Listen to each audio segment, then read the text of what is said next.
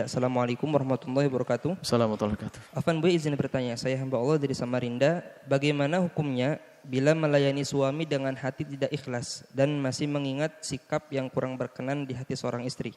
Terima kasih jawabannya Bu ya. Seorang wanita melayani suami dengan tidak ikhlas atau bahasa lain ogah-ogahan dan yang lainnya. Kami ingatkan kepada semua wanita. Jadi ingat, dalam pernikahan itu tidak murni urusan suka tidak suka, syahwat. Di sana ada syariat. Di sana ada akal sehat. Ada syariat dan ada akal sehat. Ini akan menjadikan orang tidak ego. Ada seorang laki-laki itu kalau mau hubungan dengan istrinya kalau dia mau. Kemudian istri yang menghendaki dia nggak mikirkan. Ada seorang istri juga begitu. Kalau dia mau, kalau giliran dia nggak mau ya sudah, nggak bisa begitu dong hidup. Hidup itu ternyata adalah bagaimana kita punya prinsip, bagaimana kita bisa mengabdi kepada pasangan. Kita mengabdi kepada pasangan, memikirkan pasangan. Sebenarnya kalau kita menggunakan akal, kemudian kita ingat syariat, itu suamiku. Di balik ini semua ada pahala. Pahala dari Allah. Senangkan suami. Dalam keadaan mungkin saya lagi tidak semangat. Buang itu semuanya.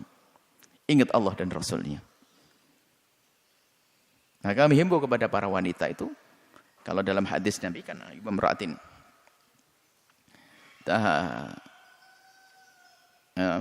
Zawjuha ila firasin. Oh, kama qala Nabi, ada seorang perempuan kalau diajak oleh suaminya ke atas ranjang, fa'abat, kemudian wanita itu ogah-ogahan, fabata ghadbana, kemudian suaminya itu sampai marah, la'anatul malaikatu hatta tusbih, malaikat mengutuknya sampai pagi. Ini hadis, sebagian orang yang tidak mengerti tentang cinta dan indahnya bercinta, dia menganggap ini hadis kok, hadis diskriminatif, merendahkan perempuan. Masa? Gara-gara perempuan gak mau diajak oleh suaminya saja langsung dikutuk. Apa-apaan ini? Kita mendengar seorang perempuan itu sok hebat. Padahal dalam hati kami kasihan perempuan itu. Tidak mengerti ini hadis yang paling indah dalam hidup rumah tangganya seorang wanita. Saya menangkap sisi hadis yang paling indah bagi wanita adalah hadis ini. Diajak kemana sih perempuan tersebut? Ila firashin, ke atas ranjang, bukan suruh naik pohon kelapa. Bukan suruh naik gunung.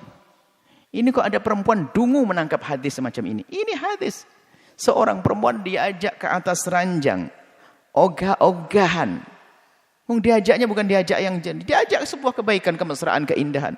Ogah-ogahan. Suaminya marah, dikutuk malaikat. Maka dalam bahasa keharmonisan, ini adalah hadis keharmonisan, hadis paling indah. Cuma di balik itu kita menangkap. Dari diskusi kami dengan ibu-ibu yang suka ngadu, bapak-bapak yang suka ngadu, ini ternyata memang ada model wanita seperti yang tadi, yang bertanya. Wanita itu ogah-ogahan kalau melayani suami. Padahal juga nggak ada masalah. Cuman tiba-tiba kadang-kadang ngangetin sayur lama-lama, nidurin anak-anak sudah tidur lama-lama, nutup jendela lama-lama. Nah ini adalah model-model wanita ini. Begitu. Padahal nggak ada masalah dia, no problem dia.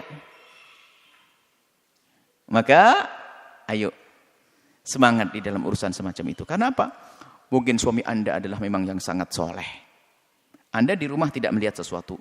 Suami Anda orang soleh, di luar melihat aurat, haram, astagfirullahaladzim, aku punya halal. Pulang di rumah istrinya ogah-ogahan, nyiksa Anda.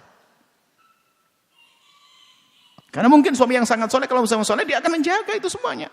Ada godaan, astagfirullah. Ingin dilampiaskan dengan cara yang halal. Memang Anda seolah-olah sebagai bentuk pelampiasan. Tapi untuk menghindari yang haram, kemuliaan Anda itu. Ada seorang wanita begitu. Nah, ini pemahamannya. Cuman untuk akal sehat kita. Kita menggunakan akal. Dalam suami istri yang didapat pahala dari Allah. Masa kalah dengan mohon maaf. Anda wanita mulia. Kalau saya bandingkan dengan wanita tidak mulia, tidak pantas sebetulnya. Cuman untuk memberikan gambaran saja, sebuah contoh.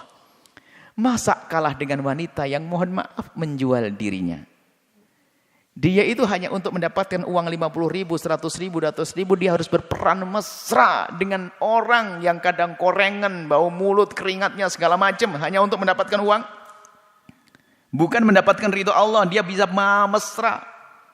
Bahkan perannya luar biasa, melayani dengan maksimal. Kenapa kita yang cari ridho Allah kalah dengan yang cari neraka? Ini loh, hei para wanita, dengar ini. Anda bisa beraksen.